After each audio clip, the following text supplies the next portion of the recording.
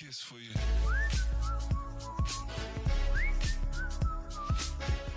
Taking a look at Borderlands 4 here, and while Borderlands 4 itself is not going to be a shockingly new title or even a Game of the Year contender, it is a very great game, and I think it's a very great game because it's taking things that have been tried and tested, like the Borderlands loot and gunplay, and it's combining it with another tested format of like the Far Cry open world design aspects, and it's doing it extremely well. And that's something that's really hard to kind of gauge when you're just watching it, but playing this game is extremely fun, because I think it gets rid of and fixes a lot of the issues Borderlands 3 had, while giving you that open world fun factor. And I would say the best way I can describe the game is if you played something like Diablo 3 and Diablo 4, it's kind of like that. It's that transition from D3 to D4, and its more grounded tone and serious tone, and its open world that really make that game work. Now, I personally didn't like Diablo 4 for a bunch of different reasons, but if you were excited about Diablo 4 and liked Diablo 4, especially compared to like 3. I think Borderlands 3 to 4 is absolutely a similar transition. However, it clicked with me finally, right? The title is finally getting Borderlands because I'm finally understanding what makes games like Diablo and Borderlands tick and why people enjoy them. And it's because of that loot and that experience of grinding, that experience of getting stronger, and that's something Borderlands 4 absolutely does, where I felt like, for example, like Diablo 4 didn't really do that. So, starting off here, I guess I want to kind of talk about my issues with Borderlands 3 and kind of why I think Borderlands 4 fixes them to get a kind of good understanding about where I'm coming from, because it is a little bit different than I think some other people's complaints. Regardless of the story aspects or the character aspects that Borderlands 3 had, I had 4 main issues with the game that caused me to stop playing here. The first one is the fact that navigating the map, not necessarily the other UI elements, but specifically the map, was very annoying, especially in interior spaces. It was quite hard to figure out what the hell was happening. I also found Borderlands 3, generally speaking, made most of it too easy and didn't really have to think hard or use a variety of guns. I found the environments oftentimes a little bit too bland and the world not very connected, and I was kind of annoyed at the amount of runaround you had to do to get from point to point. Borderlands 4 fixes basically all his issues by having a cleaner topographical map that works most of the time and prevents a lot of those issues trying to find items. It has a much cleaner difficulty scaling that actually is hard in some cases, which I very much appreciate. The world is also not level scaled, meaning if you walk into an area and you get dumpstered, it means you're too low level for that area, so I really appreciate something like that. In terms of being too bland, I think that a lot more color has gone into Borderlands 4 here. Graphically, I think it looks like a dramatic step up from Borderlands 3 in things like lighting and interior lighting and texture detail. And the fact that its open world structure lets it be a little bit more connected in a way that previous Borderlands games could not be. So it lets you have a little bit more connection and throughput, through line to each of the places in the world, which does make it feel like an actual world, which is very nice. And then cutting down the runaround is a lot of things. There's way more fast travel points instead of just being at the beginning and end of a large area. They are throughout in both the main hubs that you find, as well as the like settlements and stuff and other towers that you find on top of like respawn points. So you're never far from a respawn point.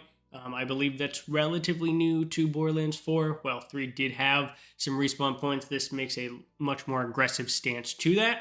And there's also a lot more points of interest that you can teleport to. You can also in multiplayer teleport to other people on your team, which is very nice. So that helps with the runaround. The other thing that helps with the runaround, and thank God it's crazy they hadn't had this before, magic mounts. And by magic mounts, I mean the ability to click a button, you get on your mount, you drive around, you click on a button, you get off your mount, it just disappears, right? There's no like needing to go to a specific station, select the car you want, get into the car, drive around, and then abandon your car and not be able to get back, which was in the previous games. Auto mapping is phenomenal. You just click a button and then you're riding, and then you dismount and you're good. You don't have to find where your thing is. You don't have to call it back anytime. It's magic mounts. It's fantastic, right? So big ups to that. The other things that kind of help the game stand out, especially coming from someone that primarily just played Borderlands 3, you get your weapon slots very quickly. Even if you don't beeline the story, I got all 4 weapon slots within the first 5 hours of the game, which is significantly quicker than I was able to get it in Borderlands 3. So that's awesome. It lets you have a lot more options when it comes to your builds and your guns. Much better class design, personally speaking, in terms of the variety of options that you have in the skill tree, and just in terms of like what you're able to do and the augments you're able to do on it. It's relatively simple, but it is, I think, a lot more effective and unique than what Borderlands 3 did, where I often forgot what class I was doing, what class I was. Something that I found very good and was surprised about, full voice acting throughout the entire game, and it is very good for pretty much all the characters, and full voice acting in side quests, with side quests that were quite interesting, I found, personally speaking. I'm Byron. Arbor's me cousin. Was, I suppose. I heard him out here talking with some stranger. Then suddenly the Rippers come pouring up out of the ground like a pack of devils. He shouted at me to shut myself up in there, and that's what I did. Then I heard them Rippers screaming, gunshots. And it went quiet after a bit. I heard the stranger's voice. Then the screaming started again. This time it was Harper. And all the while I huddled in that room, hardly daring to breathe. Bloody coward. Don't beat yourself up. If you got yourself killed, we'd never find the bastard responsible. I'm gonna look around for clues, okay? That was something that I was surprised at how good and varied a lot of them were, with custom animations and story quests and quest chains and things like that. So I really appreciated how much work went in to a lot of the side quests that I've done so far and how varied they are. So that's very big up.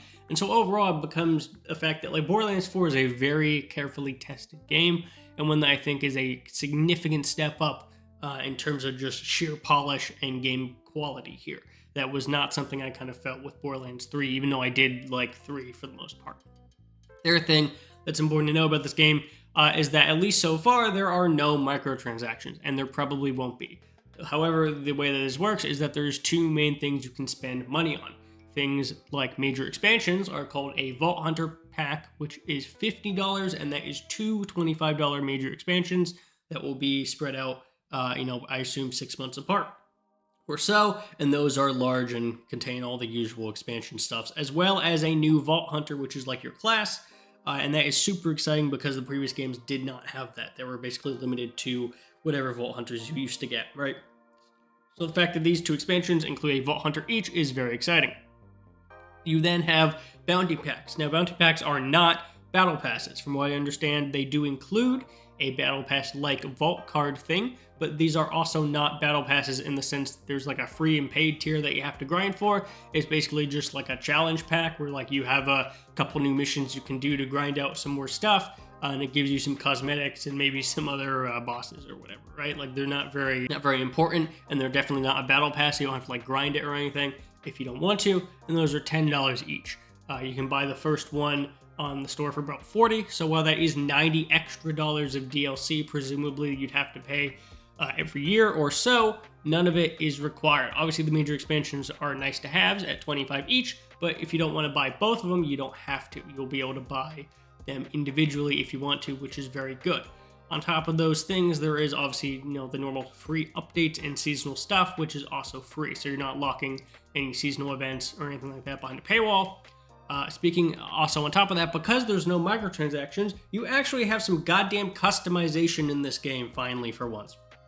Customization's awesome. You can customize a bunch of stuff, your character, your outfit, your mount, your little echo guy there that you have, and a couple other things, and it just really lends to the sense and the feeling that like you can actually change things in the world, to some capacity, which I really appreciate.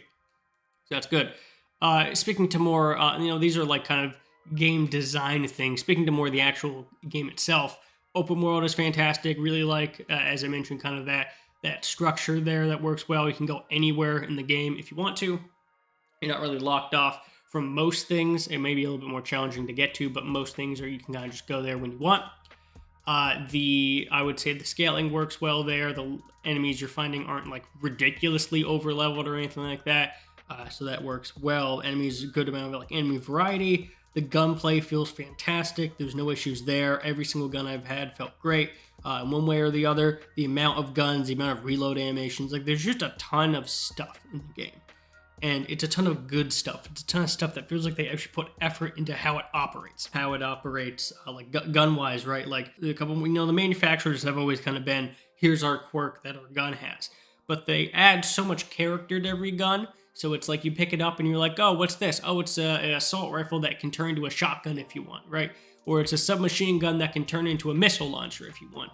Stuff like that's super interesting, and a reason why Borderlands is such a fun game to play is because you have interactions like that. You have guns that have alternative firing modes constantly, or alternative elements that you have, or you have modifications to things like your grenades that are throwing knives, or your grenades that spin around in a circle of fire, or your grenades that split into 500 different options, or anything like that. And so it just makes for a very interesting and engaging game, especially considering how easy it is to have that not work, like how easy it is to make something like that very boring. They did a really good job of making that as interesting as possible pretty much at all times. So everything about that game in terms of that aspect of it, in terms of like the main quest, the side quest, the open world aspect, the gunplay, the things you really care about a Borderlands game for are all fantastic. Obviously, things like the UI are still an issue. The map is an issue. Trying to find things in terms of like pinging stuff, it's a little bit rough. Backpack UI, people don't really like. On consoles, it's really rough because of the cursor menu thing. It's a little bit hard to kind of see maybe all the aspects relating to when you hover over an item. Comparing items is a little bit weird because you have to like go over it and select it and then select what you want to compare it to. So it's not just like a quick key, which is a little bit annoying. What else? There's issues relating to like clarity of being able to sort things and it not saving your sort. Other map things relating to like figuring out what you have and have not collected, right? That kind of stuff. So there are issues relating to it, and I don't necessarily think all those are going to get fixed considering the issues that Borderlands 3 had that never got fixed, but I do think that there's enough here that are basically just bug fixes, like the fact that you need to click on the sort that you have every single time, and it just reverts back to the default, which is manufacturer. Definitely that I think is going to get fixed, but overall I think that it's not necessarily an issue, a big deal breaker, right? It's annoying, especially if you're on console for a lot of these things, but to me, all that is kind of just not very important, right? It's something that is annoying and it's something you can get used to, but it hasn't necessarily bothered me. Performance is the thing I'm talking about last here because while I think it definitely is important and needs to be improved, I do think it's also a little bit overblown. Again, it may just be my system, my setup. I do have a very strong computer. Specs are a 3700KF, 4080 graphics card, 32 gigs of DDR5, 5600 mega transfer RAM, running off of Crucial P5 plus 2 terabyte SSD. I tell you this to say it's a very strong GPU, very strong CPU, enough RAM, no bottlenecks, all that stuff. And throughout the entire video, as you see gameplay of it, you can see in the top left there. I have a couple of notes here, mainly the fact that I played on Badass, which is the top settings. I played on 1440p, DLSS set to quality, and I was getting around 65 to 70 FPS in the open world sections, and it would go up a little bit to about 80 in the quieter moments. So that is generally speaking how I performed. While I could turn stuff down, I generally speaking did not because I did like how the game looked at that setting and was happy with the performance. Obviously, getting 65 to 70 FPS DLSS set to quality on a 4080 is not good for a lot of people, and I definitely understand that, and I definitely think that it can be improved, and especially as you go down the stack, how that can be improved. But I also think that, while this game doesn't have things like path tracing or a lot of ray tracing elements that you'd expect at that performance, at that tier of graphics card, right? I do think that a lot of the UE5 elements in terms of like nanite and lighting and stuff are affecting how Borderlands 4 can operate. In terms of like the shader they're using here is very specific, and I think that it's kind of preventing a lot of the LOD and nanite stuff from activating correctly, because if it did, it would have to showcase that in the shading, and it would look kind of weird, like it would look kind of like constantly jittering and moving. So I think in an effort to kind of not have that happen, they tuned down a lot of the nanite, or maybe made nanite work a little bit less effectively than it would typically, right? But I do think there can be improvements than what's currently being shown. I'm happy with the performance, generally speaking. I also turned on frame gen and didn't have an issue with that in terms of like the smoothness. Obviously, frame gen is not something that I can showcase considering YouTube caps out at 60 FPS, but I did turn it on and I went from obviously, like 60 FPS to like 100, 110, and it did feel pretty smooth. I also turned on VSync, which I typically leave off because I was noticing in the map when I moved around I was getting some screen tearing. So overall, latency-wise, I didn't notice too much latency. It was definitely more than if you have those features off, but I did not notice like a crazy 20, 30 milliseconds or anything like that for latency. It felt pretty good overall. So obviously, you know, frame gen's a thing that you need a 40 series card for, and having everything on high or even on low is going to be a problem for a lot of people. So I definitely think performance needs to be improved, but I hope that it isn't too much of an issue and hopefully it can get fixed. So I really enjoy this game and I think I would definitely recommend it. Although again, if performance is an issue, you should definitely hold off a bit on there. Overall, I think I just really enjoyed this game and I was surprised at how much I liked it, considering I haven't really gotten into Borderlands that much, and I haven't gotten into something like Diablo, right? So I was just really impressed by how well it was able to use a lot of the features it does. So hopefully I was able to recap things relatively well in terms of why I liked it and the improvements it made on Borderlands 3, as well as some issues that it currently has. If you enjoyed this kind of stuff and want to see more of it on the channel, make sure to like, subscribe to all that, and I'll see everyone in the next video.